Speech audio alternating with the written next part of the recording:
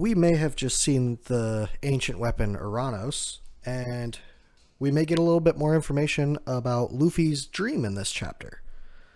But first, I'm Charlie. I'm one half of the Straw Hat Duo, and today we are going to be going over chapter 1060, titled Luffy's Dream. There is no cover page story this week, but Luffy was on the cover of Shonen Jump Weekly issue, and he is in 5th gear, so we get a color page of that. And then we get an updated version of the bonus coloring page from volume 8, but this one has all 10 members, and they're all sitting on what appears to be a polar bear. This chapter starts out with what looks to be some Sea Kings almost afraid to go towards the Sunny, even though their mouths are bigger than the Sunny. Anyways, Luffy's just freaking out. He's like, there's no way Sabo would do this. They get a newspaper and they find out that Sabo is accused of assassinating Cobra, Vivi's father. Luffy is freaking out. He's yelling, he's screaming, he's causing a big stink. Robin's like, yeah, I agree with you. The world nobles are the enemies of the revolutionaries, not the kings. They just want to get rid of the celestial dragons. Luffy pretty much goes, well, let's go to Alabasta. Let's just go straight there. We'll put our journey on hold for a moment. We'll go help Vivi. Zoro's there, the voice of reason. At this moment in time, there's a little bit later on where his reasoning isn't quite correct, I'd say. He's like, yeah, there's no point in doing that. They're not there. The last place they were seen were at the Reverie. Caribou's there, locked up in a barrel. And he's like, huh, what? Are we heading to Marijois? At this point, Luffy's like, you know what? Forget it. Yeah, you're right. They're not in Alabasta. Let's just go to right there, to Marijois. And that's where Caribou's like, wait, hold up. He's in the barrel, so he can't obviously interact with the Straw Hats too well. Then Zoro's like, he's like, you moron, that's the den of the enemy. You really want to take on Navy HQ? He should have said here for a second time. And Luffy's like, damn straight, what's wrong with you? What are you, chicken? And they go back and forth. Zoro's pretty much like, there's no point in going after a ghost, pretty much. We have no idea where they are. They're obviously not at Marijois anymore, so what's the point in going there or Alabasta? We have no leads. It's just chasing our tails. Sanji's there. He's crying over Vivi because nobody publicly knows where she is. Chopper's there. He's crying about Cobra. He's like, yeah, Vivi's dad is dead. He was so nice to us, even though we were pirates. Usopp was like, yeah, he was the best. And then Nami's there, sitting there going back and forth between, oh, I feel so bad about Vivi. I wonder how she's taking her dad's death. And then going back to, oh, I'm so worried about her. I wonder where she is. Jinbei, he's there. He's like, yeah, it seems like, there's a bit of trouble at this year's Reverie. Frankie is questioning, oh, is that Sabo, the same guy that we met at Dressrosa? Brook here has some interesting knowledge because, remember, he's been stuck in the Florian Triangle before he joined up with the Straw Hats. So everything that he knows of is when Roger was a rookie, previous to where he's visited from with the Straw Hats, obviously. He says, I've never known anybody to be discontent with the way Alabasta has been ruled. So that means it seems Cobra's father, maybe his grandfather, they've all been decent kings. So that's pretty cool. We have most of the Straw Hat crew, well, at least Nami, Chopper, and Luffy, all there freaking out. They're like, oh yeah, let's take care of this. This is where I don't quite agree with Zoro here. He goes, knock it off, all of you. Luffy, remember what you said about Ace that one time? Ace has his own adventures. You trusted him make his own way up until the point where he actually needed help. That's a terrible example because Ace is dead. That point of knowledge is null and void right then and there. If he's trying to use that as an example of, oh, there's no point, we should go help because you trusted Ace to take care of himself, and that worked out, right? No, he got turned into a donut. That's pointless. The way that he's saying that there, Luffy should have been like, yeah, you're right. I did leave that to him, and look at what happened. I need to go help her now. But Zoro's like, why underestimate Vivi? She can handle her own. She can't. especially against CP agents, emperors, strong marines, vice admirals, admirals. I mean, there's so many stronger opponents than she's ever even looked at. She's literally in an area that the people who force Crocodile into submission are there, and Crocodile was her boss for a while. It was just an attempt to spy on them and get more information, but still. But at this point, Zoro's like, if the opportunity presents itself, we can pitch in then. In the meantime, we have to have faith and quit belly aching. Luffy's there going, you can't stop us from worrying. And then Chopper, Luffy, Nami, and Sanji all make faces at him, stick their tongue out. They're making fun of him. He goes, you're an Oni. No, an Onigashima. Chopper says, you're a green mom. It's a play on Big Mom and the green mum flower, making fun of because green hair. Nami goes, you're a green Kaido. You know, sour. Sanji obviously goes, crappy mosshead. And that's the only one that Zoro responds to. He's like, shut it forth. At this point, we cut back over to Robin. We see in the background, obviously, Zoro and Sanji fighting, because that's what they do. Robin's like, there were a lot of developments while we were in Wano. Things seem to be escalating real fast. Goes over all of the stuff that's been in the newspapers, the abolishment of the warlords, the pirates that were previously the warlords are now back at sea. She doesn't say that any of them have been captured, so that's an interesting thought. I don't know if we had any confirmed previous warlords captured. She doesn't specify it here, so all of the warlord captures could have been a failure. Then the Cross Guild was founded, and Buggy the bombastic clown became an emperor, and at that one, Luffy's like, yeah, there's gotta be some mix-up there. She goes, Luffy, there's some other familiar names here. Would you like to know about them too? Luffy's like, yeah, no. He's sitting there holding his head like he's kind of overloaded. Robin's like, yeah, okay. I'll let you know if there's anything big to keep an eye on. I don't want to overload you with information now. And then he just kind of falls back, kind of like a brain reset, falls back onto the ship and just lays there. He goes, Sabo's innocent. Robin pitches in there. She's like, yeah, definitely. He continues, Sabo had a real strict upbringing. He just wants to make sure nobody else has their freedoms taken the way he did. We get a little flashback about Sabo's dream that they all told to each other when Luffy told Ace and Sabo his dream. They all went around and told each other their dreams. Sabo said, I want to see the world and write a book about it. I completely forgot that was his dream. Then we see Luffy there, and he laughs. He's like, okay, it's my turn. I'm gonna, and it trails off. Luffy continues back in the present. He's like, the three of us swore an oath. Me, him, and Ace. And I said I'd, and he trails off. So this is his dream. We get picture of the front of the Sunny, and there's just a question mark exclamation point there. Zoro, Jinbei, and Nami all just kind of go, what did you say, huh? And Brooks there just laughing, going, you're too much. Usopp kind of grits his teeth like, wait, are you serious? Frankie's just laughing, going, that's perfect. That sounds great. Sanji's there. He's laughing. He's like, Chopper, I think someone needs to check his head. Robin just kind of looks awestruck. She doesn't say anything. She just looks awestruck. Chopper makes the same face he makes when he sees cotton candy. And then at this point, Usopp walks up to him and he goes, come on, there's no way anyone could do that. Luffy's like, yeah, but I'll have a shot if I become king of the pirates, so I guess I'll have to do that. But he goes, yeah, I don't know how you come up with this stuff. That's probably Nami. And then Luffy sits up. He's like, huh?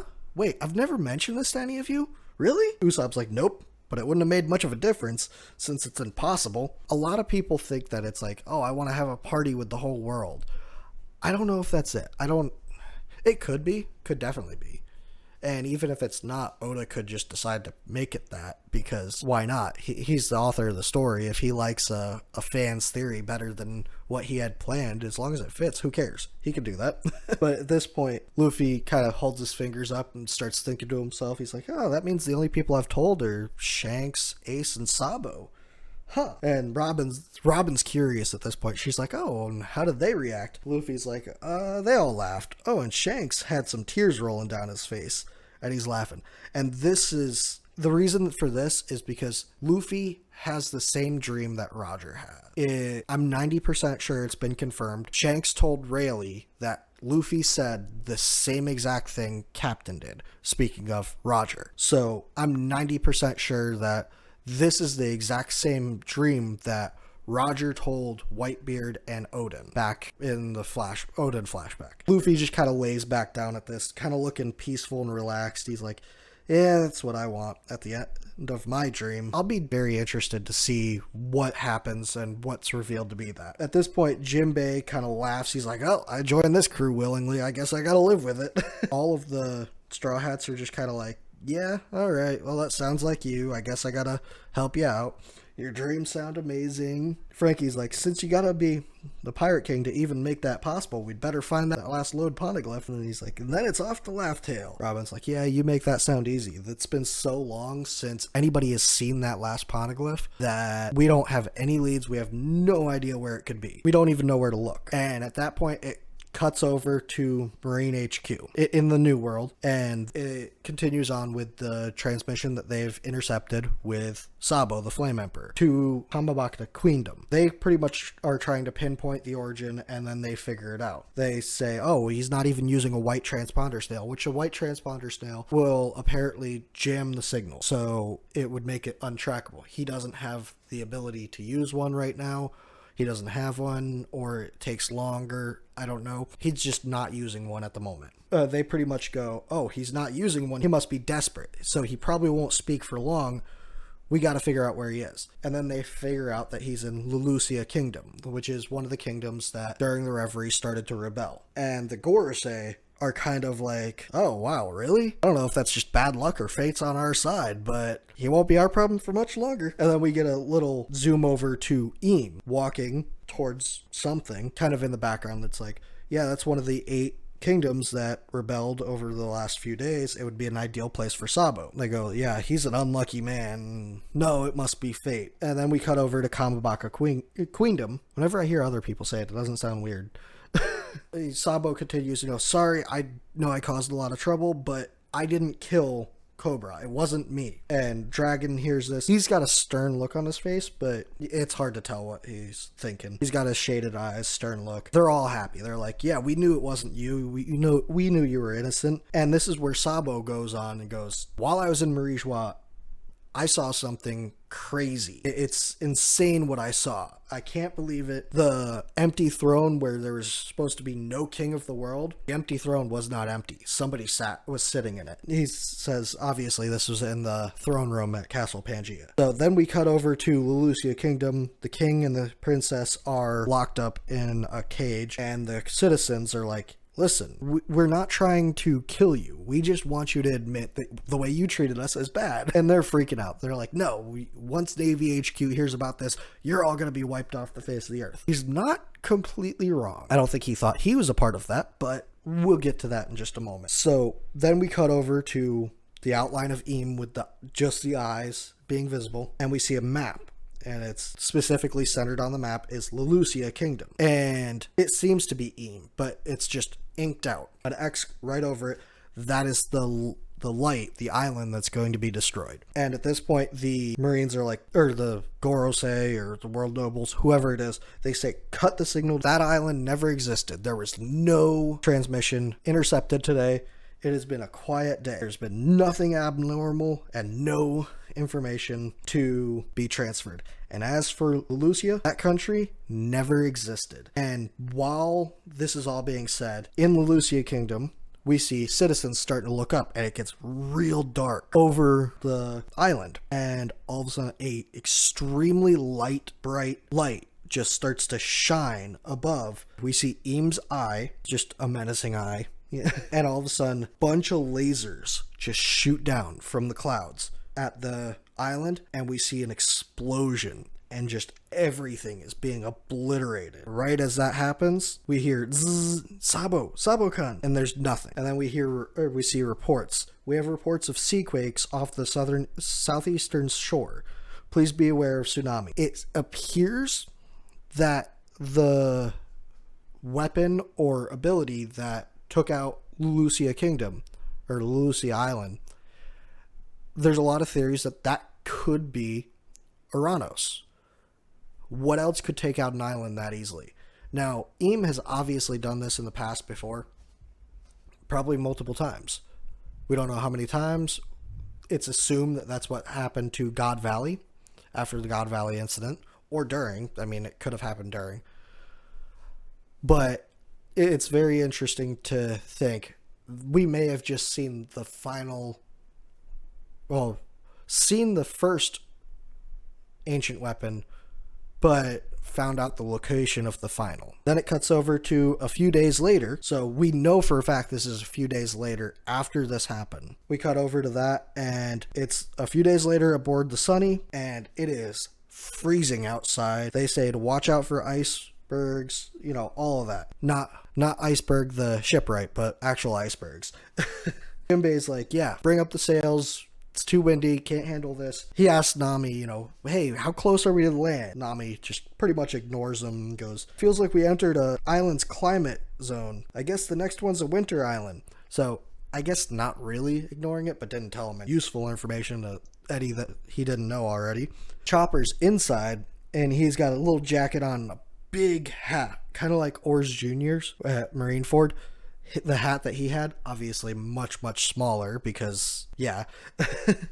He's going outside, and Robin looks at him and says, oh, you look dashing, Chopper. And he's like, yeah, it's the hat that Tama gave me to shield me from the snow, which makes absolutely no sense. He's a reindeer, but hey, whatever.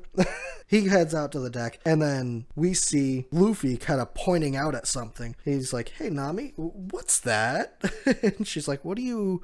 Oh, she goes, what is that thing? It's like a giant warm eddy. Looks like kind of the upstreams from near Jaya, currents that took them all the way up to Sky Island, but it doesn't go all the way up. It just goes up and forms into a ball or a sphere, and it's just giant water forming into a sphere. And they say it must mean a mass of warm water is being forced up at this point from somewhere. So maybe an underwater volcano or something like that in a very cool climate. It's pretty much just forming a giant ball that appears to be generating a lot of wind and a storm. Brooklet goes, oh, it looks like an afro. Nami looks at Jinbei. She's like, it's a rapid temperature change. It could be very dangerous. Jinbei, we've got to get out of here or we'll be swallowed up. Jinbei's like, yeah, no problem. Leave it to me. Goes to turn the ship, and Luffy's like, wait, there's somebody trapped in there. They're like, wait, what? For real?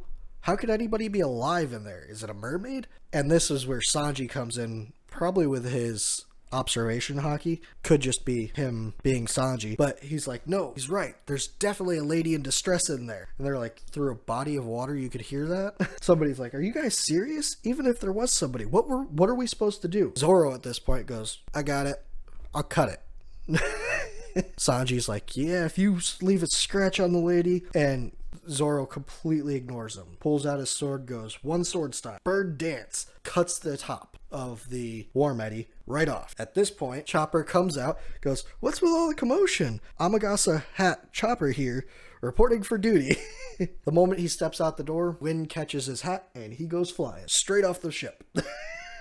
Usopp goes, Chopper, why did you come out? Luffy goes, Chopper, oh no, stretches his arm out, grabs him, and they think they're home free at this point. They're like, all of a sudden, Luffy gets dragged along with him.